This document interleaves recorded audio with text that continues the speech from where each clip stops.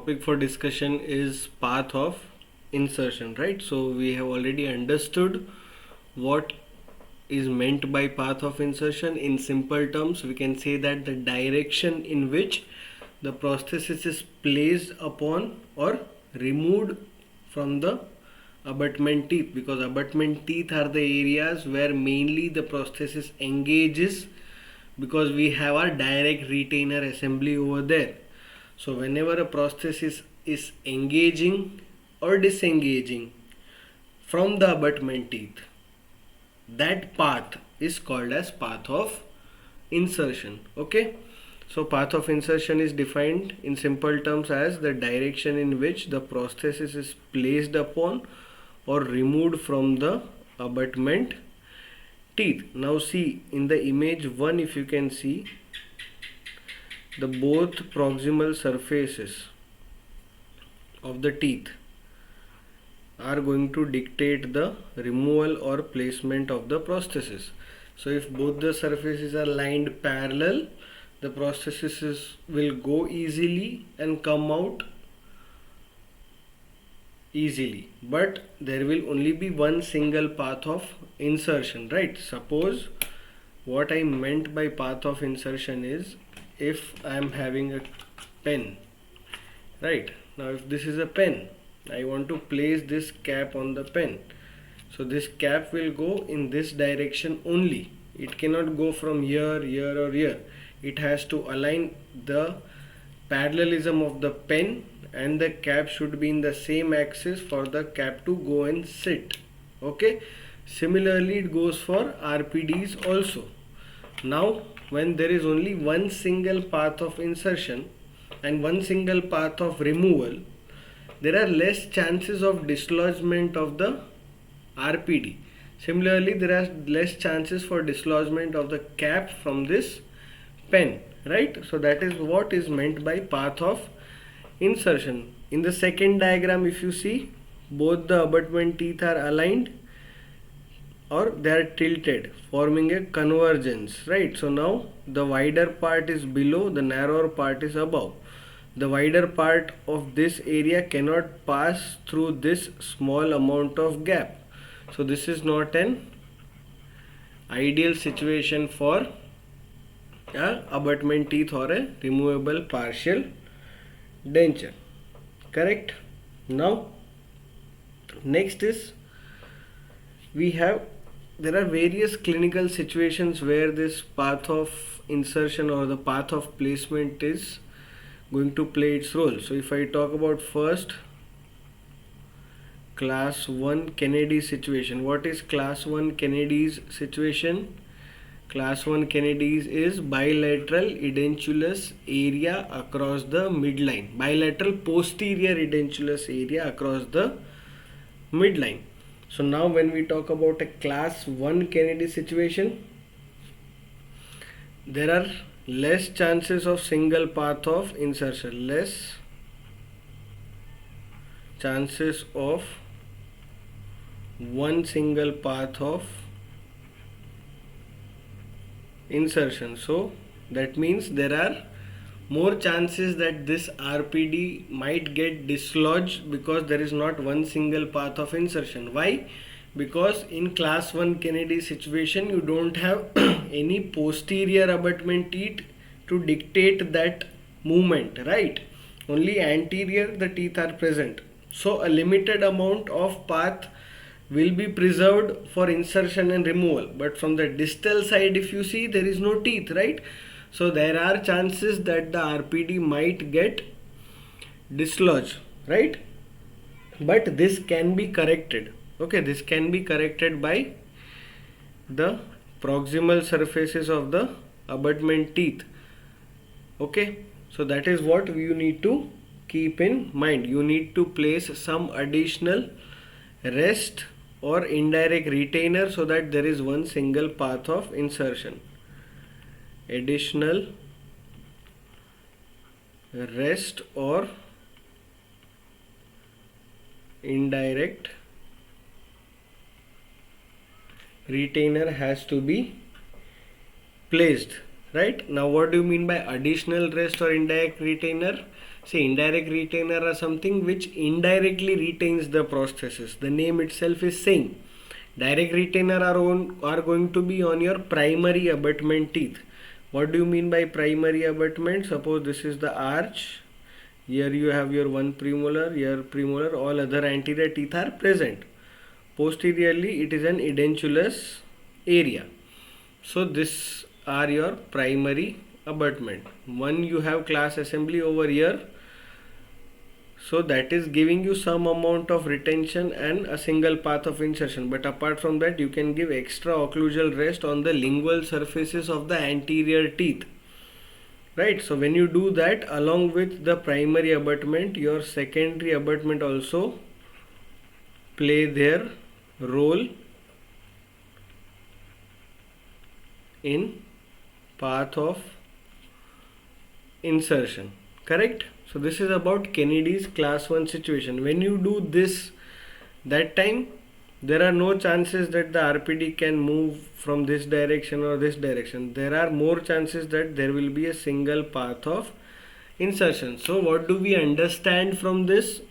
From a single, for every single patient or for every single Kennedy's classification, there are some things which we have to keep in mind.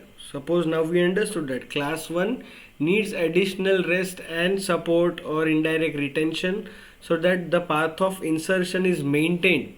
Okay, the less are the path of insertion, the lesser are the path of removal, the more will be the retention of the prosthesis. Path of removal matlab there are n number of ways through which the prosthesis can come.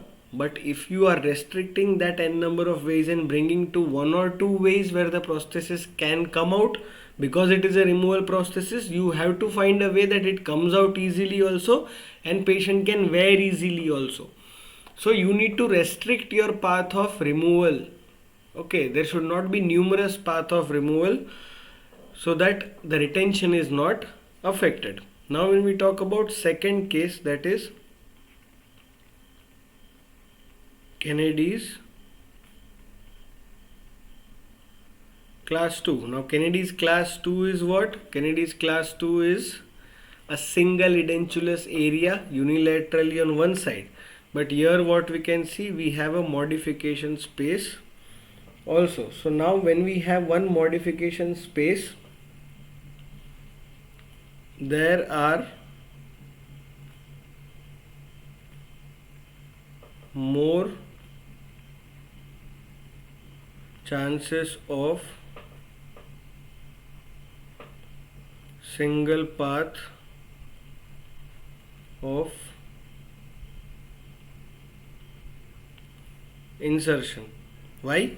Because these modification spaces, if you see, they are bounded on both the sides by teeth, right? So we can create a parallel path on either side, like on the modification area, so that at least that area is restricted to one single path where the prosthesis can move and placed, right? So on one side, if you have that feature, you can still restrict your prosthesis to a single path of insertion in Kennedy's class 2 also. But if this modification space is not present, again you need to imply the principles of class 1. That means you place an additional rest or an indirect retainer. This I'll write in presence of modification space, right?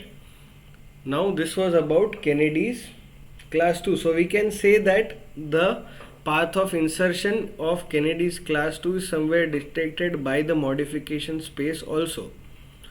Path of insertion is dictated or controlled, okay, or directed by modification spaces. Okay, so modification spaces actually helps you to create that parallel space between the two abutment teeth, so that at least in that area, if you have single path of insertion, the RPD won't come out very easily from the oral cavity. Correct? Now similarly, if you see class 3 situation or class 4 situation, right? Class 3 or class 4 situation, both are bounded by teeth on either side. Okay, so when you have teeth on both the sides, you can make that surface, the proximal surface of the teeth parallel, and restrict your RPD to a single path of insertion and removal. So class 3 and 4, class 3 and 4 will have single path of insertion. Okay, now this was about various clinical situations, that is in Kennedy class 1, 2, 3 and 4, right? But now there are various factors which are going to influence the path of insertion. Okay, that means which might force you to do some alteration so that you can modify or you can improve the path of insertion feature of that prosthesis. So those factors are: retentive undercuts can affect interferences, aesthetics, guiding planes, denture base, location of vertical minor connector and point of origin of approach arm. So we will see all these factors one by one and then conclude this topic. So now first, when I start with retentive undercuts, right? So now we saw the process of surveying, we saw surveyor, we saw survey lines, right? So the most ideal survey line is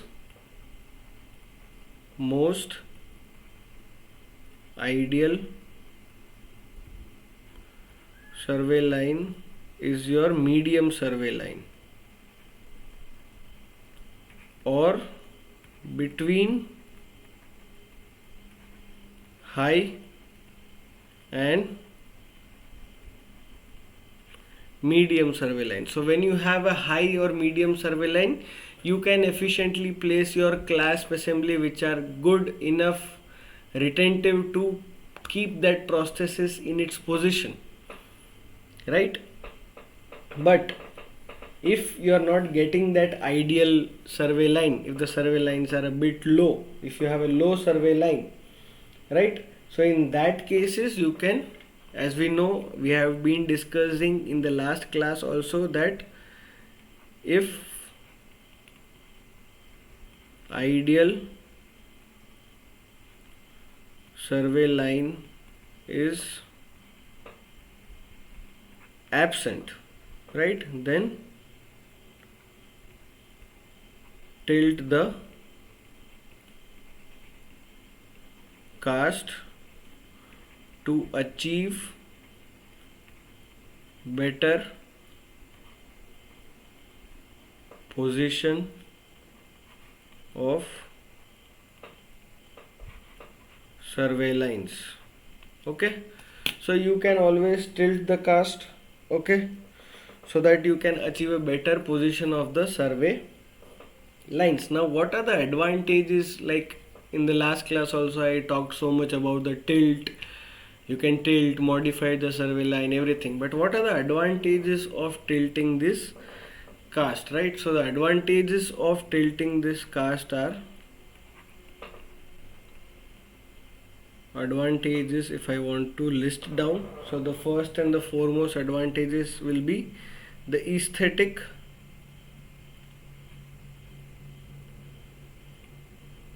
placement of clasp is possible. See, the ideal your survey lines are, more aesthetically you can place the clasp. If your survey lines are not ideal, then you will have to compromise in your aesthetics and give a cast partial denture, right? So that is also not correct. Then decreased rotational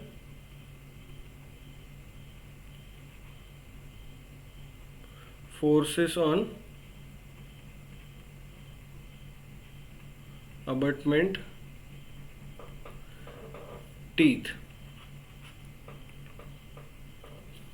So we have retentive undercuts, which is the most ideal survey line, right, where we achieve or we want that medium survey line or somewhere between high to medium survey line, where we can give an acres clasp or a wrought wire clasp instead of an I-bar clasp or a T clasp, which we prefer in a low survey line, right? Apart from that, if you want to more make the things better, you can tilt the cast and modify the survey lines according to your requirements. That will help you in placing the clasp aesthetically and also decrease the rotational forces on the abutment teeth. So this was the first factor.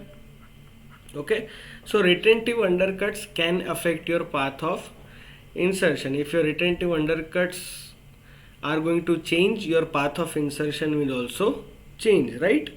Because you will have to tilt the cast. So when you are tilting the cast, the path of insertion is also changing. So that is why retentive undercuts are a responsible factor in affecting the path of insertion. Now secondly, we have something called as interferences. Okay, so now when we talk about interferences, that means when you are placing or removing a prosthesis, some features or some factors might lead to interference in that placement and removal of the prosthesis, right? Those factors can be pathological or just idiopathic also, right? You can surgically correct those factors if possible, otherwise you will have to alter the path of insertion, right? So the various interferences, if I divide into two, that is in maxilla and in mandible. So if I talk about maxilla, if there is presence of any tori or torus palatinus, to be precise, if torus palatinus is present or bony exostosis is present or buccally tipped or tilted teeth are present. Secondly, if you see in mandible also you have tori, right? Then you have lingual inclination of teeth. So if you see any dentulous cast, if you see the teeth from behind, the natural teeth are slightly lingually tilted.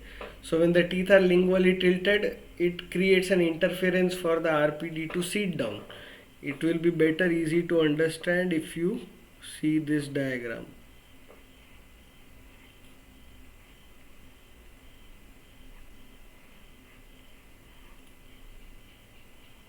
Okay, so now the teeth are converging, right? So this area might create an interference in path of insertion, right?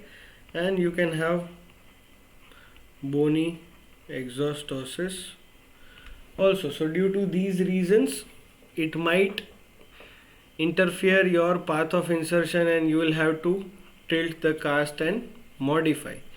So for both the cases, tilt the cast and modify path of insertion. Third is aesthetics. Okay, so now when we talk about aesthetics, again aesthetics is what? It is a kind of feeling or a pleasure feeling which we perceive when we see an object, right?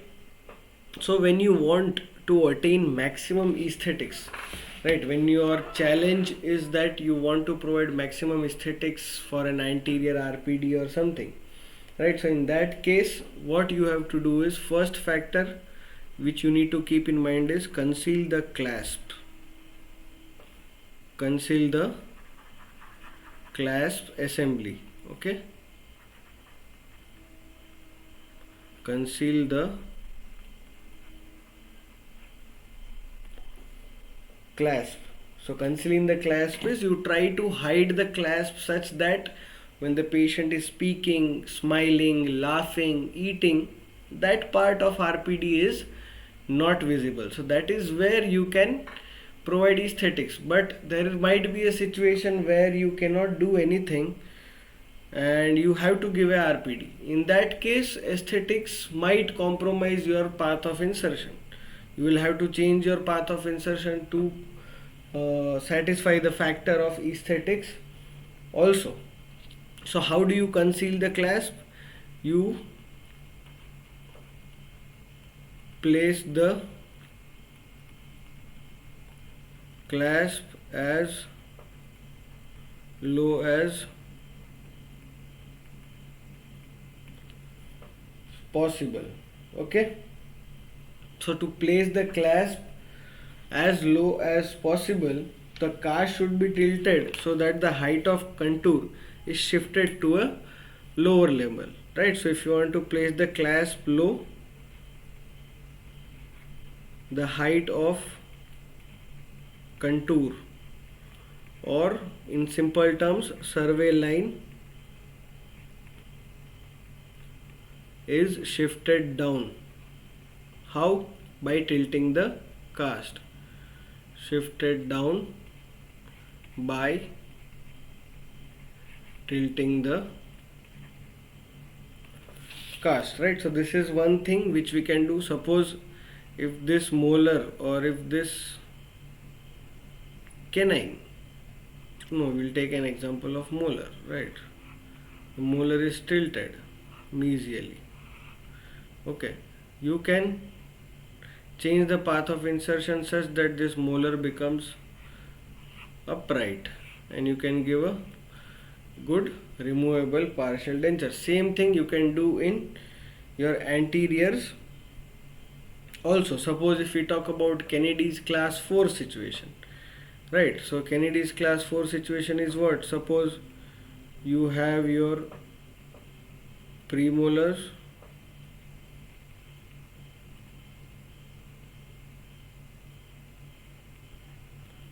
and molars on the both side.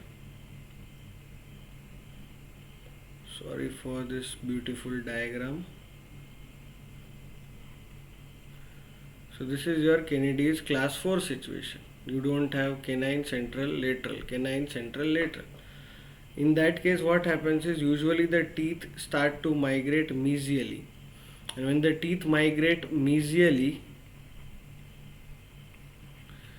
there is less space to place the artificial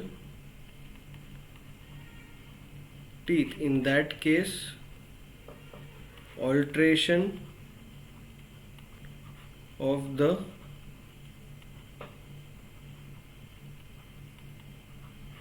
remaining teeth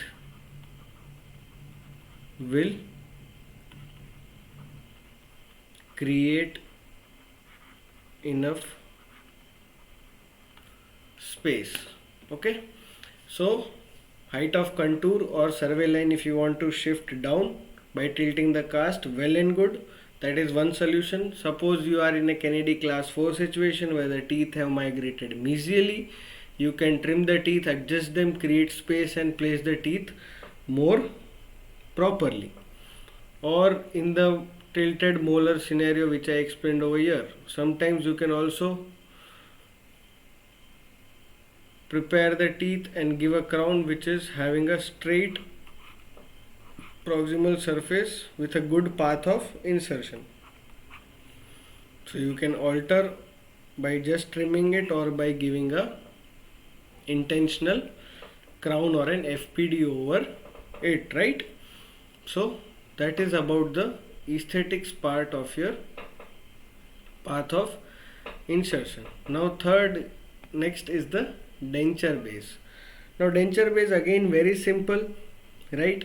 You need to decide the extent of the denture base. So the extent and shape of the denture base is important, right? if you are making your denture base to wrap around or embrace on the buccal surface of the teeth also, that adds an additional retentive feature. So embracing the denture base on labial or buccal surfaces will increase retention. Okay, that is about your denture base. Then we have vertical arm of the minor connector. Vertical arm of the minor connector. So minor connector is something which runs exactly parallel to the proximal surface of the teeth, right? So the vertical arm, what is the main function of minor connector? It connects the clasp assembly to the major connector, right? That we'll study when we study minor connectors, but simple, if I want to say, minor connector is something which connects all the parts of RPD to the major connector.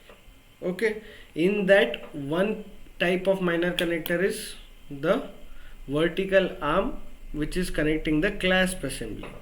So that vertical arm should be parallel to the proximal surface of the teeth, right? So vertical arm should be parallel to proximal surface of the teeth. Then you will have a single path of insertion, right? Next is the point of origin of the approach arm. This is one more type of minor connector, approach arm type of minor connector. So now you can see in this approach arm starts from the lowermost point, goes down, turns back up, goes till the almost till the above the cervical portion and spreads as a T-shaped clasp. So this is an I-bar clasp with an approach arm. So the approach arm is going occlusally up, right? Now if we see ideally, so the approach arm will be in a good relationship or parallel with the soft tissues as well as the contour of the teeth. But suppose if you have a soft tissue undercut over here, if the tissue is not well in condition, it is irregular, creating an undercut over here, then you cannot place an approach arm because it will interfere and cause discomfort to the patient. In that case, if I tilt this situation like this undercut is decreased and then I can nicely place an approach arm. Okay, so that is about the approach arm.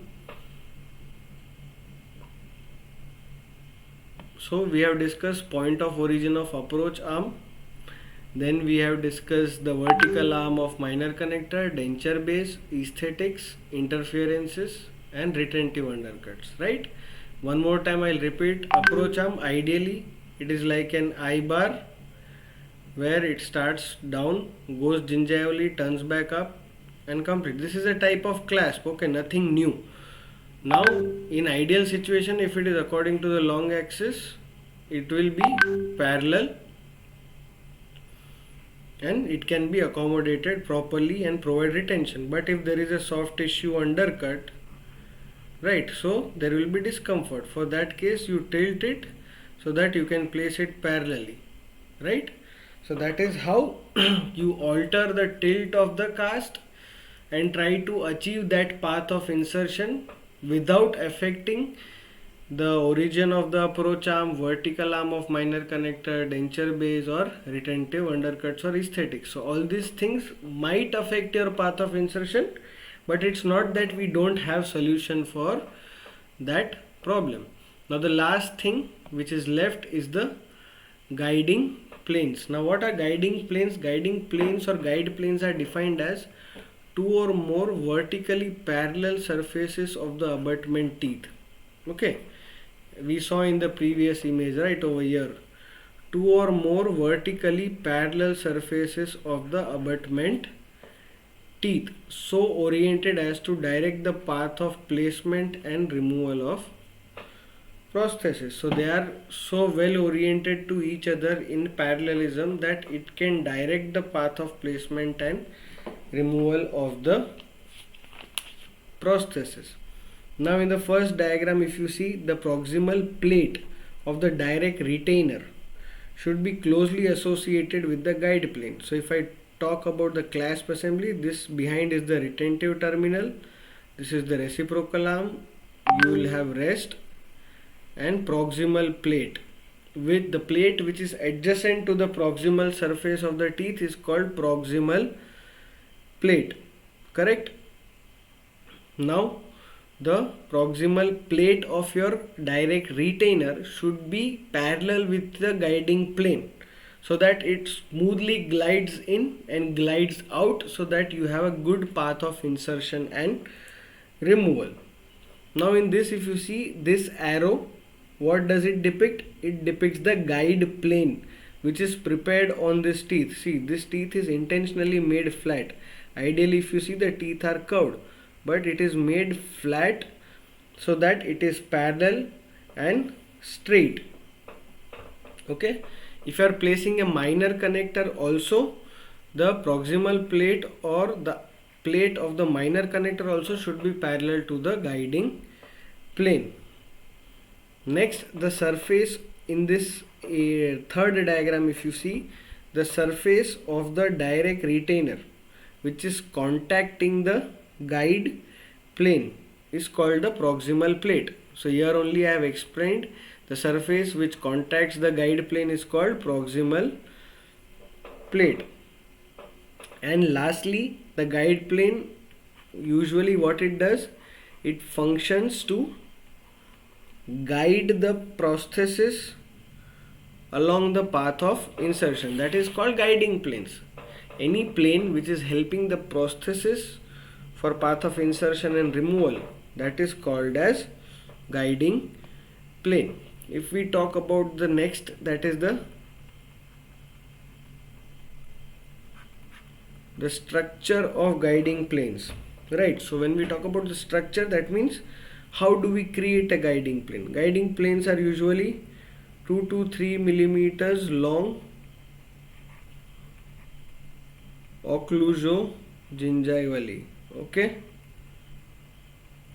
it can also be 4 to 5 millimeters long, but majority you will see 2 to 3 millimeters long guiding planes. So, and these are not naturally present in the teeth. They are created by flattening the teeth and making it parallel. One surface of the teeth is made parallel, and that process is called enameloplasty. Okay, so with the help of enameloplasty, you alter some structure of the enamel so that the proximal surface becomes straight like a guiding plane, or it acts like a guiding plane. Okay, next, if you talk, that is the advantages. Just a second. Yeah, one more thing before we move on to the advantages. See, always you need to keep in mind that the guiding plane should not be curved like this, because the metal plate cannot pass through this curved surface. It has to be straight and parallel. Okay, that is where it is going to guide the prosthesis properly.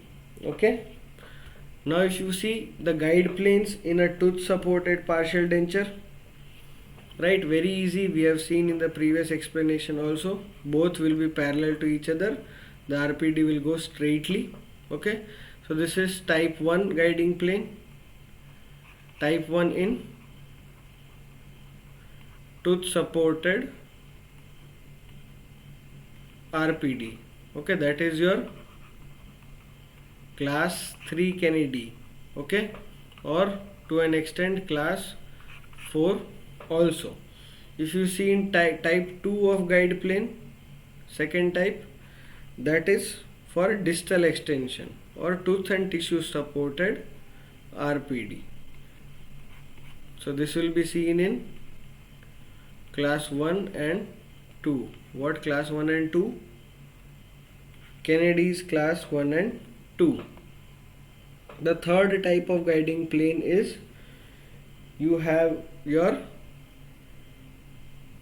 guiding planes which are prepared on the lingual surfaces of the teeth. So lingual surface of the teeth is made straight, okay, and then a rest is extending on the occlusal surface.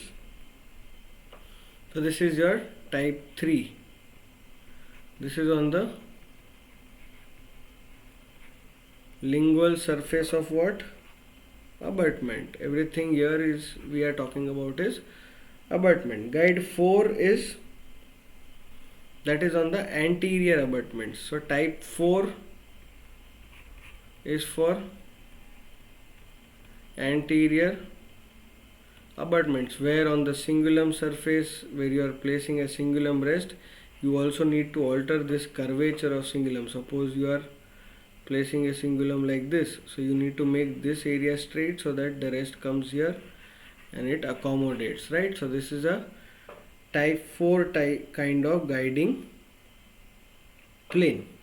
Now there are some advantages of these guiding planes, right? Always these guiding planes provide some advantages. First is parallelism, okay. Second, reduces the wedging action, decreases the wedging action between the teeth, okay, between the, see, the more parallel your guiding planes are, the less force will be exerted on the teeth for the RPD to come out and place. If they are parallel, the wedging action also will be less and less harm to the teeth. Then it decreases or reduces the space between the abutment and artificial teeth. Okay, so when you place a guiding plane, the space between the natural teeth and the artificial teeth is also decreased. I have been telling that it increases retention and aesthetics. Okay, so main purpose is single path of insertion, which will have good retention and also maintain the aesthetics, right? What are the functions of guiding plane? So again, it is also almost similar. The functions of guiding plane, that is decrease the wedging action. After decreasing the wedging action, okay, you can make the insertion or removal of prosthesis easier, okay. Increases the stabilization, okay. Obviously when you have a parallel guiding plane, the RPD will not rock or move, it will be solid, stiff in between those two teeth, right? So increases the stability of the prosthesis, right? Next, indirectly retain also. Indirectly retain the prosthesis. So these are the various functions of guiding planes. One more time we'll go through a glance of what all we have discussed. Firstly, what is path of insertion? Path of insertion in different clinical situations like Kennedy class 1, 2, 3, 4. Then there are various factors which we discussed like retentive undercuts, interferences, aesthetics, the denture base, the vertical arm of the minor connector or the approach arm of the bar clasp, right? And guiding planes. Okay, so this is a very simple and not so important that it might come in your long answer or short answer, but still, to understand the concept of cast partial denture, yes, you need to be aware about what all these terminologies and things are and how do they work out and what is their influence on fabrication or designing or planning of a cast partial denture. So that is all about path of insertion. I hope you all have understood everything.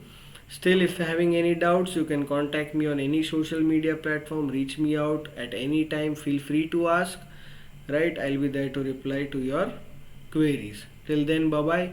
Take care. See you in the next class.